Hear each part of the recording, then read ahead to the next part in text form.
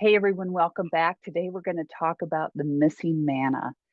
What do we do, or what's one of the common reasons why the provision from God seems to dry up? If you've been there, you know exactly what I'm talking about. And I would suspect that most of us, if we walk with the Lord for any period of time, we have entered into a season where all of a sudden it's like, wait a minute, where's the provision? Like, this is how I've communicated with him. This is how he's provided. This is the way my relationship with God has looked.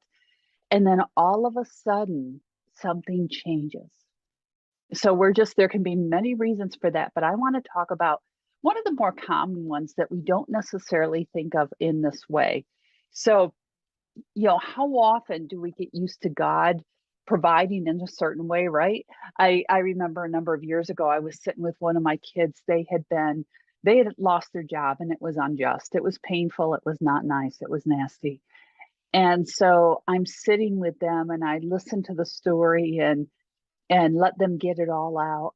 And then I slowly began to talk about the faithfulness of God and the goodness of God, and that they were at a crucial crossroads because in this moment there had to be a decision made with how they were going to handle this situation. When they were asked about the job, how were they going to respond? Were they going to respond from a place of cursing or from even a place of uncovering? Or were they going to respond from a place of blessing? And with that, as we talked about everything, we talked about the biblical principles behind each response. Now, I use that as a lead in to where we're going when God's provision dries up, because sometimes when that provision dries up, it's in the form of a paycheck. Okay. And we're left there going, good grief. Now what do I do? But right now, you want to say, but God, just say, but God, but God. Okay, so let's dive into the word. Let's take a look at this scriptural principle here. So let me give you the backside of the story. You all know the story about the Israelites and they're wandering through the wilderness and taking this very long roundabout way to get to the promised land. And so through that, of course, there was a lot of murmuring and groaning and complaining going on, and sounds like a lot of us, doesn't it? But anyways, in the course of all this, one of their complaints was they didn't have anything to eat. So God begins to rain down manna. And of course, manna means, what is it? They didn't even recognize it, but it was his provision for the season. But they had that for years. And so what happens when God provides in a certain way for years? We get used to it, right? But God knows best. And so in Joshua 5:12, we find the manna stopped the day after they ate from the produce of the land, and the children of Israel no longer had manna. That year they ate what the land of Canaan yielded. Okay, the manna, the provision of manna, was for a certain aspect or leg of the journey, if you will. Even though they crossed over into the promised land, there was still work to do. Even though they crossed over into the promised land, there was still ground to be taken. But they had to go from a cycle of like this food falling down from heaven being provided into actually learning the whole principle of sowing and reaping. Now with sowing and reaping, we usually talk about that like in actions and decisions we make. Here we're talking about they had to learn to work with what the Lord was giving them and to actually like till the land and manage the herds and the flocks and and that cycle of sowing and getting back and basically working for their provision. So God provides the space, the time, but they still had to work for it. It was a new season. And so the thing is, again, the manna stopped the day after they ate from the produce of the land. Okay, so they no longer had the manna from them.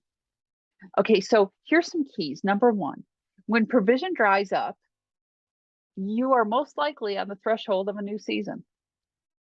And that can be so incredibly exciting and so incredibly scary all at the same time, right? Okay. But when the provision dries up, when the way that God's been speaking to you, the way that he's been dealing with you, the way he's been providing for you, when it dries up, chances are you're stepping into a new season. Number two, so therefore, when the provision dries up, we need to ask God what our next steps are, because it will require movement, which goes to number 3. When provision dries up, it's time for movement.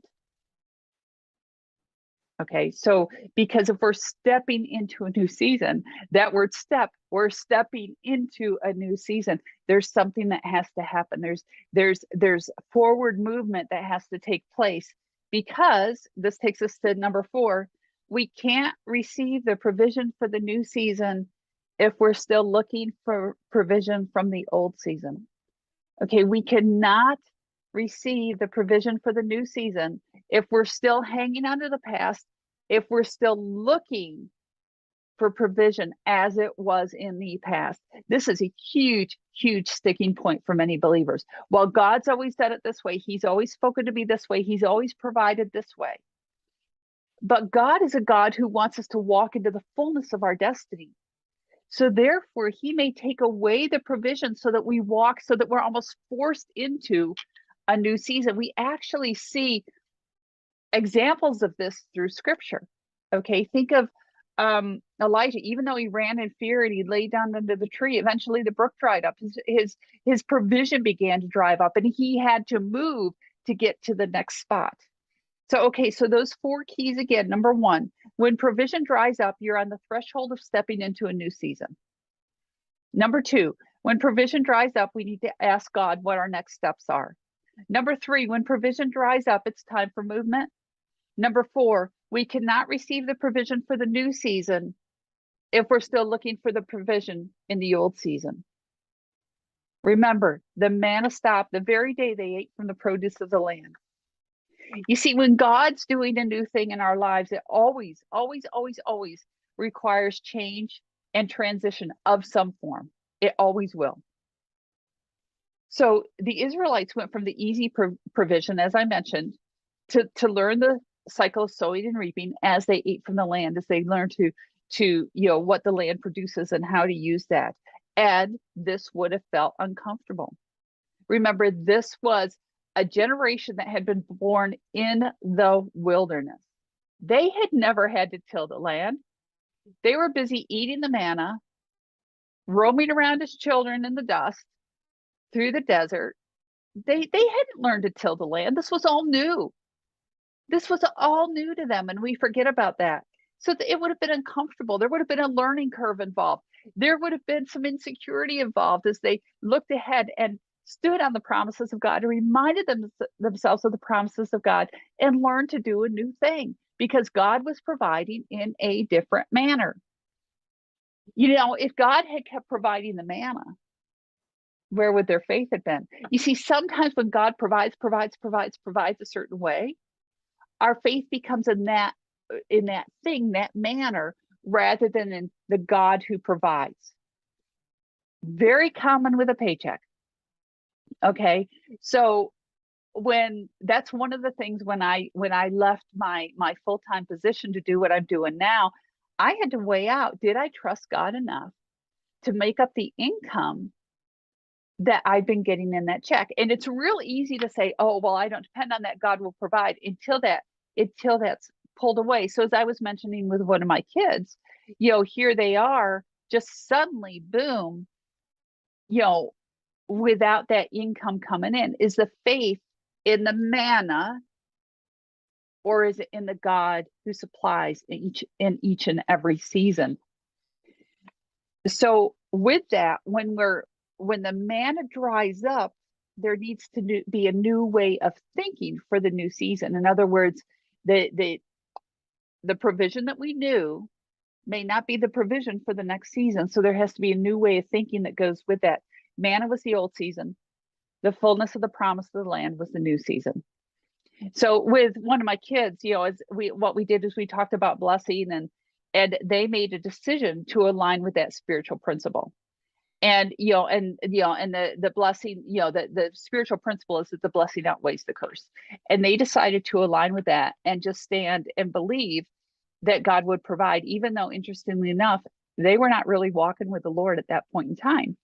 And yet they put this into practice, because I'll tell you something, even when somebody's not walking hand in hand with the Lord in their life, there is blessing when you apply a spiritual principle. Okay, how much more for those who are walking with the Lord? Okay, but God honors, there's spiritual principles that he just honors. So they put this into practice, and what happens? Well, COVID hits.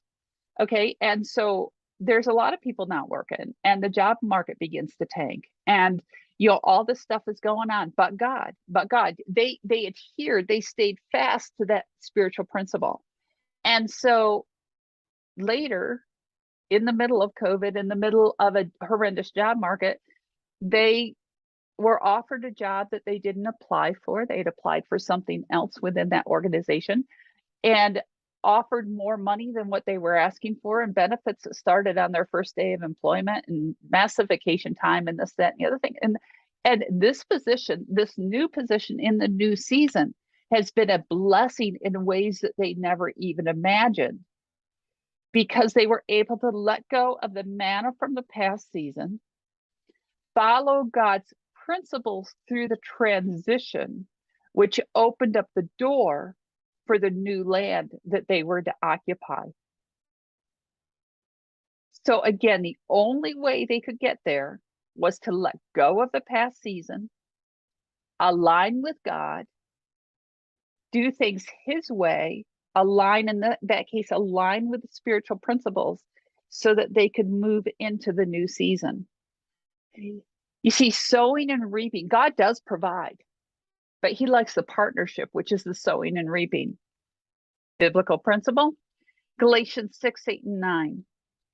For the one who sows to his own flesh will from the flesh reap corruption, but the one who sows to the Spirit, from the Spirit will reap eternal life. Let us not grow weary in doing good, for in due season we shall reap, if we do not give up. Therefore, as we have opportunity, let us do good to all people, especially to those who are of the household of faith. You see, new seasons have tons of possibilities, but we have to let go of the old. We can't get so caught up in the missing manna that we miss what God's doing, how he's positioning us for the new season. Today, if you are missing the manna, reach out to God and refocus. Go back and say, okay, God, that manna's gone. That means I'm on the threshold of a new season. So what are my next steps? How do I move? Where do I move? And I'm going to let go of that old season. And I'm looking to you and trusting that you will provide for the new one, because that's who you are. All right. Have a great day. Be so blessed. Once again, go to that event page and check out what's going on, so that we have something that you can come to and join us for. You will be able to join us. So the website is ruthhendrickson.com. Please share this. Okay. I think this was a really pivotal message. Please share that. There's so many who are looking at that missing manna, and they're trying to find it again when the Lord's saying it's time to move on. And so really share this and put your comments. What are your thoughts as you've been listening? Where are your struggles at? Because as we share, we help each other out, we grow together. And so really want to encourage you to do that. And again, visit the website, ruthhendrickson.com. Whatever you do, keep looking up, not for the manna, but to the provider. Keep looking up to the Lord, the one who is worthy of it all, the one who's worthy of all praise, the one who knows exactly what you need for this season and what you need to get to the new season. So be so blessed and have a great day. And remember, you're here for such a time as this.